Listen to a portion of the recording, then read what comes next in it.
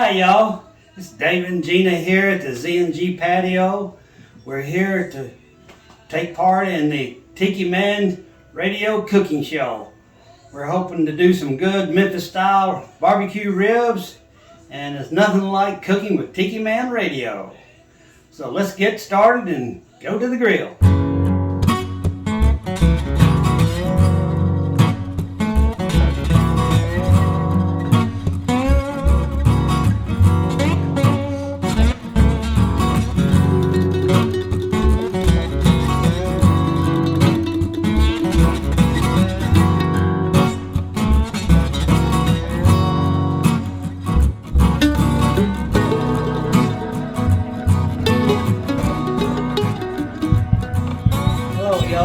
David Z here at the Z and G Patio in Memphis, Tennessee with Gina. This morning we're going to do some baby back ribs, Memphis style. Now we're going to use the baby backs that most people use in their homes, and the reason we chose baby backs because they have a lot more meat on them than the southern style or the St. Louis style or the spare ribs. So we're going to take some of these ribs and we're going to trim some fat off that we don't need. In the contest, they really trim it really a lot different than we are going to, but we're going to show you how we do here at the home. Now, we take our knife and we go in here as we cut some of the excess fat off. And we'll be careful not to get the meat. We just want to get the excess fat that we don't need. You need a sharp knife and just slightly trim in there. Now this is personal preference. A lot of people will cook their ribs with most of the fat on. I like to get some of it off, not all of it, but just some of it. And some people will even take the back strap or the loin part off and thin it down. This one's pretty thin, so we're going to leave that like it is, but you notice there's a lot of meat here. We're going to keep that meat here. One thing I tell you, if you're going to do a contest rib, see the bones showing through these slabs?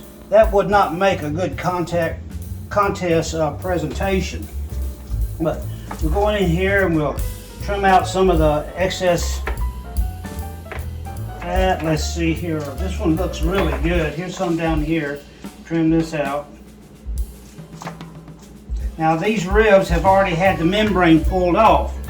And if you don't know how to do that, it's a really easy process. You take a spoon and pull them across the back. Now, let's turn them over and look at them. There's a little bit, we just take that off. We take this off here.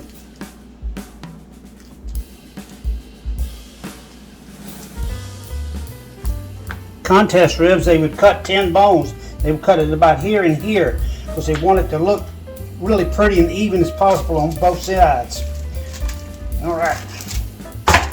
Now let's do this bad boy over here. We might as well take this off. All right. Now what we're going to do is we're going to take some apple juice. It's just ordinary apple juice. We're going to take the apple juice and just paint over the ribs a little bit. Just a little bit. Not a whole lot. The main reason for this apple juice, of course, it's a sweet taste and flavor, but we want it to be a binder for we're going to put our rub. Now I make up my own rub. Now I advise everybody who likes to barbecue is to make your own rub. Do your own version, but I'll give you a basic version recipe and you can go from there. But this is my own basic rub that Gina and I really have come to like. Now the higher you sprinkle, the more coverage you get. And you want to get quite a bit of coverage on there with your spice because this is where you get a lot of your flavor.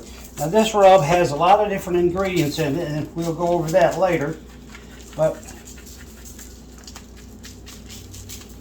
here in the South, especially in the Memphis area, we tend to like sweeter barbecue ribs.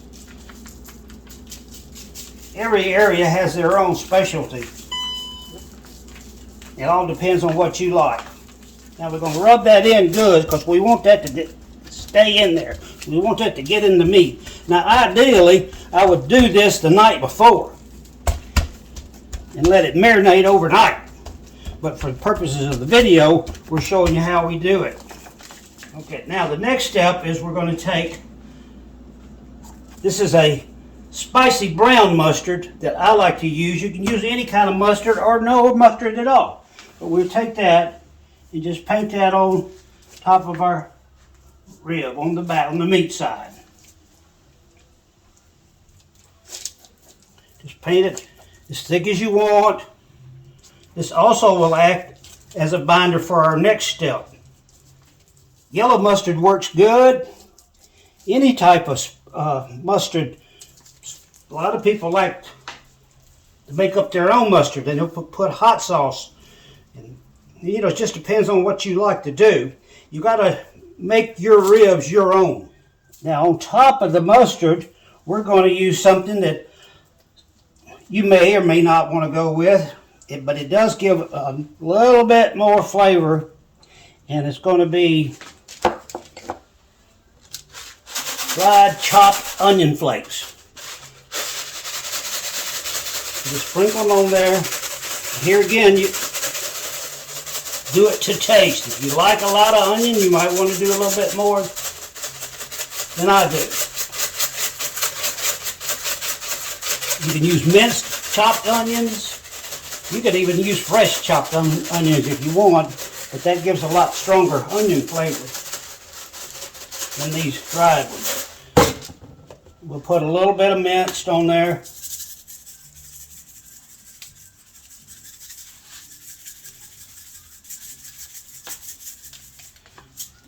Now we go back to our rub.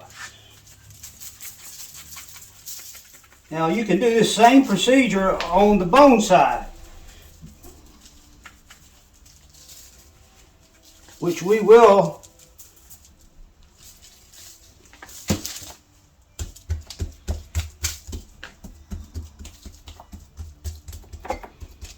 a little tip that a fella gave me one time.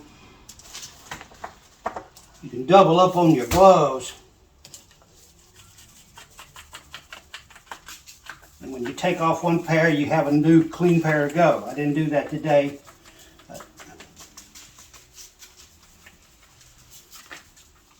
Okay,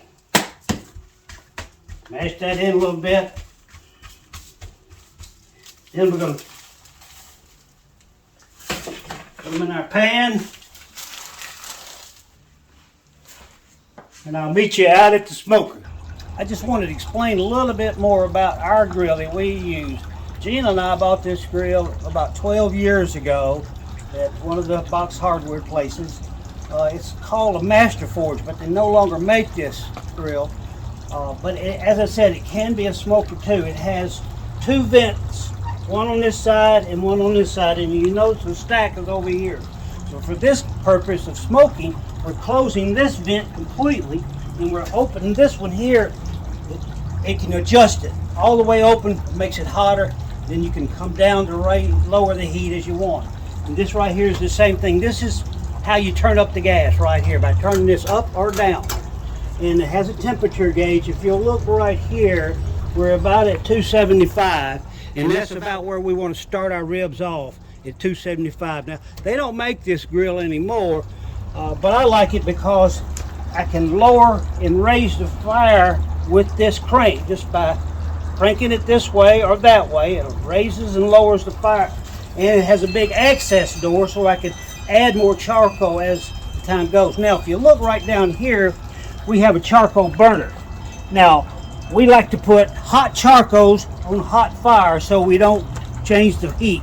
One of the main things about smoking is you want the heat to stay as consistent as possible, because that renders the fat continually. Once that rendering stops, it recongeals, and then you have to start it back up. That's why you want to keep your fire consistent, and having a charcoal burner is the best way to do that. But use your own smoker, know your own smoker, know your own grill. We're in a small patio here, so we do have a smoker, but we want to use this grill. It's an old trusty. A little tip that I wanted to show y'all.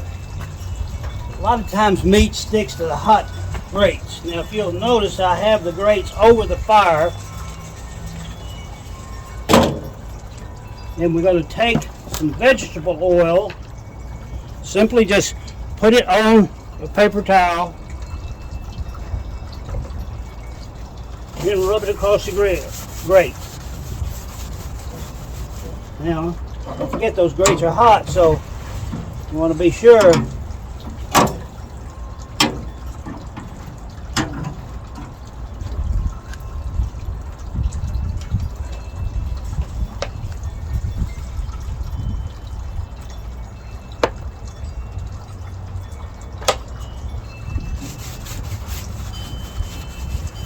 Okay, now what we're going to do is put the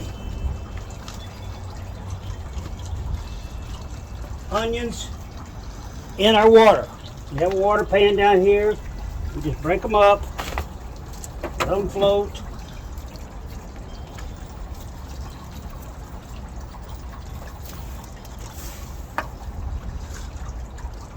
You don't have to use all of them. I think that's going to be enough. Then we'll use the rest of our apple juice. Put that in. Then we're going to use a little more apple juice. This is just going to create a vapor that permeates the meat. We put a little bit of the apple cider vinegar in. Here again, you don't have to do anything, but I like sweeter ribs with a little bit of bite. Now we're going to move them down here.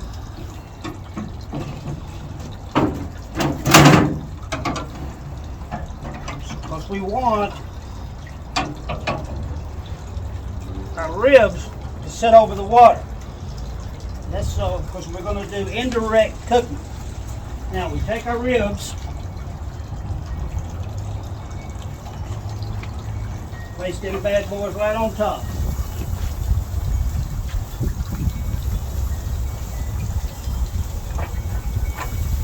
Now, got to have some smoke, right? So we take our wood.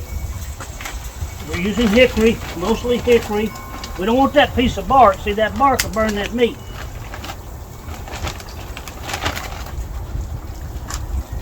Well, that ought to be enough. They're pretty good chunks.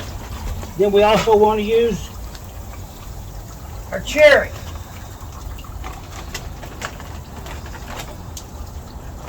Now, cherry bark won't blacken the meat like that hickory bark will. All right, so now we got our meat in, and we've got our temperature up at 275, and we're just going to let her smoke for about 2.5 to 3 hours. And we'll check it about every 30, 45 minutes to an hour to make sure they're not drying out. And when we do, we just do our little spray on there, and we'll show you that later. But we'll cook them this way for no more than 3 hours. We've got a pretty windy day here, so that's going to interfere with our smoke circulation. The smoke comes in the hot vent here, comes through here, and then comes up and then out the stack. But the way the wind's blowing, it affects that, so it'll vary your time. So you just have to keep track. Now you'll notice I have a meat thermometer up here, and I use that a lot to keep track of what my meat's doing. Of course, ribs are a thin piece of meat. You can overcook them too fast or undercook them. Now, we like to get our pork at about 160, and then when we take it off. But we'll talk about that later. But right now, we're just going to let her cook and check her about every hour. Okay, now what we're going to do, everybody has to have their own sauce. You know, there's a saying here in the South, the secret is the sauce. So you want to make sure you have your own sauce. I'm going to make up one. Now, unless I'm cooking in a barbecue contest, I use my secret recipe for that, which we have as the Mighty Swiners. We won first place one time in a regional contest with our barbecue sauce, but that's neither here nor there. Today I'm just going to make up a barbecue sauce that I think will go complement our ribs. Sauces should always, as I say, complement your meat. It shouldn't dominate the taste. If your barbecue needs sauce, then I say you need to change your recipe on your meat, because the meat is the star, not the sauce. But we want to complement the meat, whatever it may be, chicken, beef, pork, whatever. So I just do a basic thing. I start with a store-bought recipe barbecue sauce, and we're just going to mix it in here for the amount. Oh, I'm putting in about a half a cup, maybe a cup of barbecue sauce. Then, of course, gotta have the everyday ketchup. So, you know, we like it sweet down here, so there's ketchup in there, and I'll say we do about a quarter cup of ketchup. And we like a little hot sauce with that sweetness. Remember, if you got to do yin, yang, sweet, sour, hot, sweet. So I'm using Castaway's Mango Chipotle, which I personally do like a lot, and use it a lot with other recipes, even in my eggs. I'm going to use about a teaspoon. Some of you think maybe that's going to be too hot, but that's not actually a very hot sauce, but it does have a good little burn to it. So, but it's very, very tasty, and I love it. Then the next one I'm going to use is our Castaway Sauce Growling Gator, which is my favorite. I use it with everything. It's just very versatile. I'm using about third of a cup. Then Lee and Perrins, and I notice I shake up the bottles every time, so that's just out of habit, because all liquids settle. So you want, and I'm using about a good tablespoon of Lee and Perrins. Now keep in mind, you can always, as it's cooking, you can always add more. I taste it as I go along. So we want a little sour in there, so anyway, we're going to do 2 or 3 squirts of lime juice. And then we're going to use lemon juice, a little bit more citrus. About 2 squirts of that, 2 good squirts of that. And then we got to use some of the Z and G rub, no doubt, you know, got to have that. Oh, about a good tablespoon of that. And then my favorite ingredient, I got to always have my beer, you know, you always got to taste your sauce. Sometimes you have to taste it first. But we pour about a third of a cup of that in. And we want to stir it up good. I'm making just enough sauce for the 2 slabs.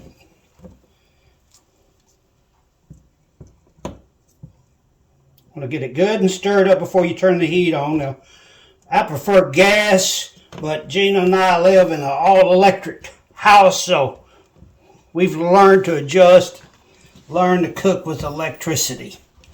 But anyway, that's neither here nor there. And we want to turn this about medium, because we've got a good time while before our ribs need it. So we cook it slow, and we keep our eye on it. You got to keep your eye on it, because you don't want it to burn.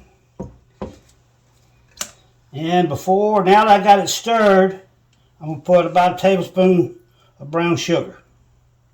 A little honey. New bottle. Whoa. About a good tablespoon of honey. Got to use some Miss Buttersworth.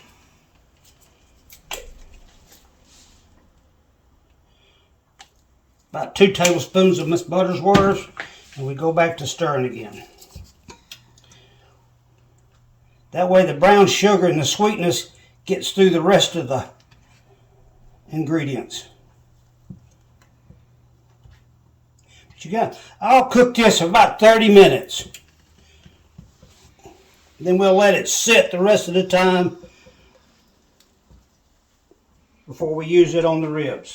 So we got it at just below medium. So we'll just let it stay there, and we'll watch it. We don't want to burn it, and we don't want to get it boiling. Just simmer, okay? We'll come back later and show you some more things. All right, it's been an hour, and we're going to check them out. and spray them down because they will tend to dry out, especially with this wind really blowing here today. It makes smoking a lot more difficult. Okay, so let's take a look at them. Oh, they're looking good. We'll spray them down with a little mixture of apple juice and apple cider vinegar. Just get them sprayed. You see that color now? That's the kind of color you want. You can look at our fire here. We still got good smoke, and that's hickory and sweet cherry. Now, the sweet cherry came from the Ozarks, Missouri, and the hickory came from Texas. No, hickory came from Tennessee mountains. So, all right. And we got to keep our eye on the water pan, make sure it does not evaporate out. It's gone down about 1/4 of an inch, but it seems like it's doing pretty good. I like the color. You can see the shrinkage. The meat is shrinking from the bones pretty good. And, you know, the more I'm looking at it, I'm glad I didn't cut that loin or that back strap off. I was going to thin it down, but I asked some of my barbecue experts and got quite a few opinions on that. So. Anyway, and if your fire gets too hot, you can always use your adult fuel to cut it down. Little ash everywhere, but if it gets too hot, you can just cut it down with that or with water. I use beer. You know what? Everybody's got to have a little fuel. So we'll let this go now. See our grill here? It's at 260. 265, it'll stay there. It'll get back up to 275, and then we're gonna knock it down to about 225 the next hour. Okay? All right, so we'll catch you again in one more hour. Cheers, y'all. Okay, now we're gonna do some Memphis style smoked barbecue beans. Now we're gonna add just regular Bush's beans. I mean, you can use any kind of beans you want. You can use multiple beans, 2 or 3 different kinds, whatever beans that you like. But we just use regular baked beans. It does have some maple cured bacon in it. And we're going to add something probably some of you may not use, but we're going to add a little pineapple in, and we're going to add a little onion. And I'm slicing up a piece of bacon that we had on our fillets last night at dinner. We purposely saved this slice to go in the bacon this morning, so it's already got a good flavor to it, and it'll add a lot more flavor. I mean, what's not to like about bacon, right? Everybody likes bacon. All right, so we'll take our beans. Be careful.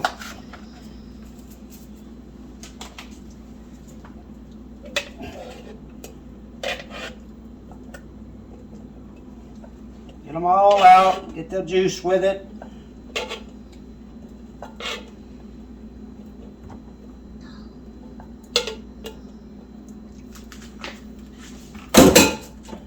Alright, spread your beans out good. And we're going to add the bacon.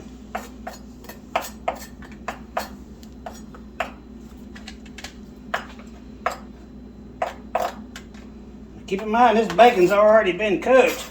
Not crisp, but it's been cooked. And then we'll add our onions. I'm trying to spread it out so we don't get everything all up in one spot. Now you can add as much as you want. This is half a slice of those onions that we used out on the grill to go into the water. Now we add our pineapple chunks.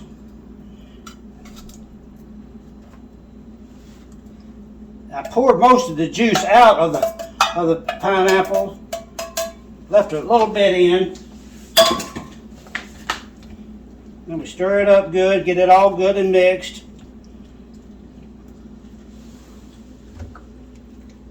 And you could even chop those chunks up, use crushed pineapple, sliced pineapple, whatever you want. Gina and I are kind of fond of pineapple, so we use pineapples in a lot. Gina's going to mix you a pineapple dessert to go with this a little bit later on. You'll get to see that. Gina's a fantastic cook. That's why I've got this right here. But anyway, so Want to get this good mixed up, make it look like you want it to. And this will go on the grill. Do what you can. I think we'll put just a little bit of barbecue sauce in it. This is our barbecue sauce that we've been cooking. It's cooked, it's ready. These are barbecue beans after all. And then of course I love to use my castaways.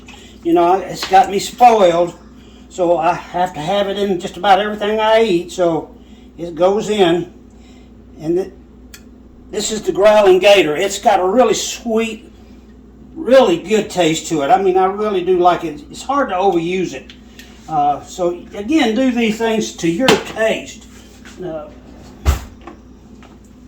I'm going to use a little bit of the mango chipotle just to give it a little heat now. It's, you know, this is not their hottest. Ball Breaker is their hottest, but we love their sauces, all of them. If you haven't tried them, you're missing out. That's all I can tell you. Now we just get this stirred up good, get everything in there really good. Now we're going to put a little more sweet brown sugar.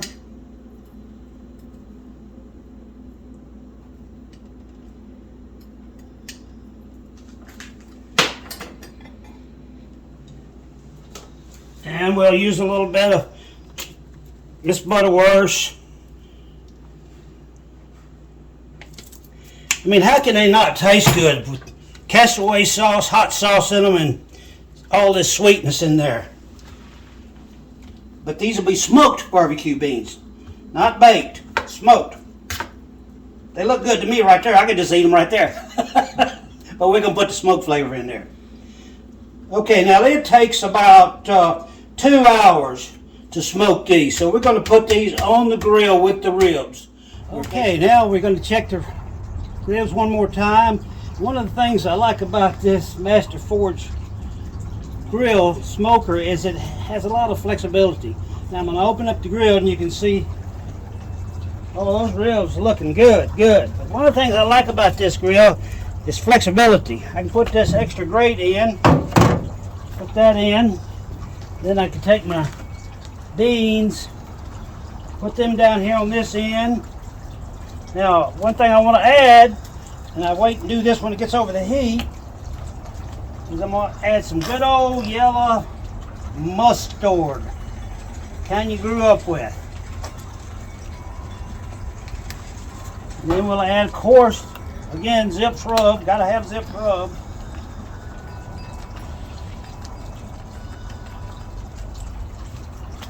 We'll get a final stir. We'll get it mixed up really good. See how the mustard sort of streaks through there? That's what I'm looking for the end results. Now, we're good there. And I'm going to take the opportunity to spray my ribs down. And here again, with the versatility of this grill, I can open up the side, access to my fire with my wood. Now, you know,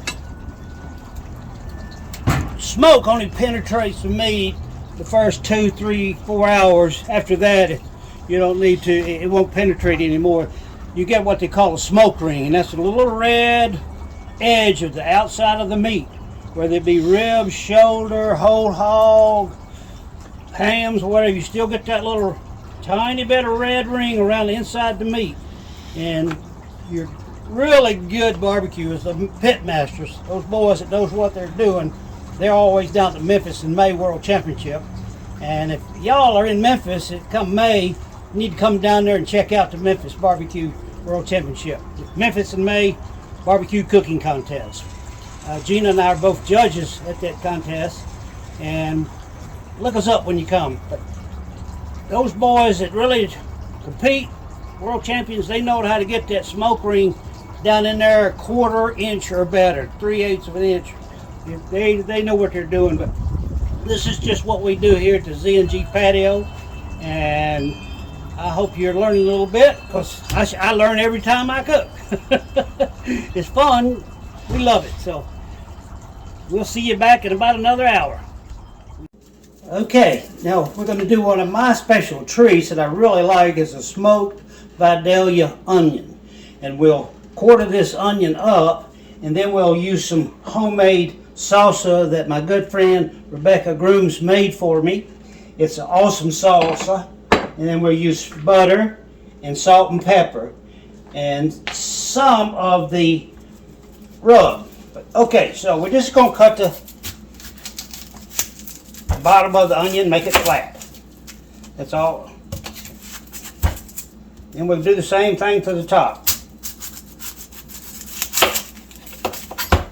All right, then we'll just cut the onion in half, turn it. Watch your fingers. Now, take this top layer off. Get all this out of the way. Then, we take a piece of foil, put it down, put our onion back on here. Now, the next thing we do is we take some butter, sorry about that. Put it inside the quarters, squeeze them too.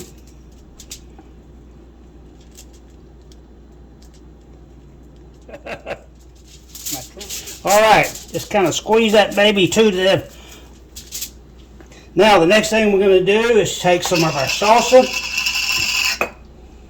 Look out, don't you fall on me. These Vidalia onions come from Georgia, you know.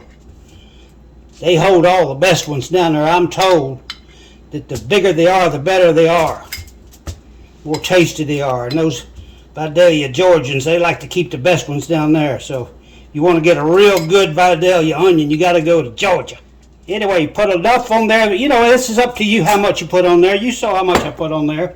So it's kind of up to you. Then we put a lot of salt, whatever you like. Salt, pepper to taste.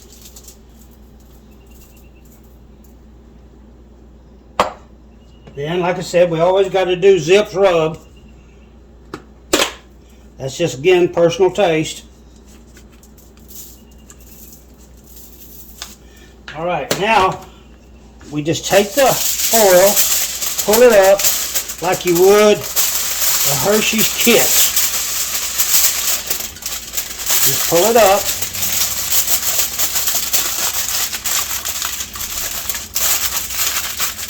Keep pulling it in.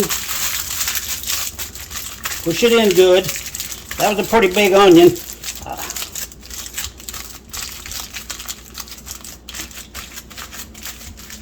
Now, smoked Vidalia onion with salsa, butter, salt and pepper, the famous Zip's rub. Okay, well, this is how we do the dinner bell here at the Z and G Patio, cooking with Tiki Man Radio.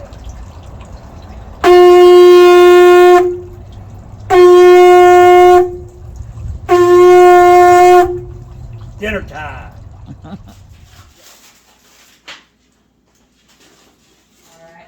All right, y'all. We're all finished with the Memphis style barbecue on the Tiki Man cooking show, and we've enjoyed it, and we hope you learned some of our ways, and we just want to say cheers to y'all, and as they say, cheers, Mon. Tiki Man Radio. Reggae margaritas. Cheers. Cheers. Y'all come see us.